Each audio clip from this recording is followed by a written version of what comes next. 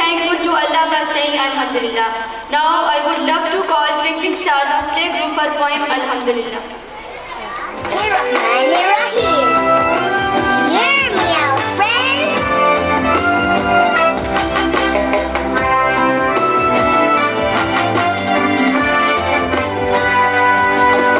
Before we go to bed, what do we say? Bismillah. And when we are awake, what do we say? Alhamdulillah. Before we eat our food, what do we say? Bismillah. And whenever we're done, what do we say? Alhamdulillah. Bismillah. Bismillah. Please clap to appreciate these students. Bismillah.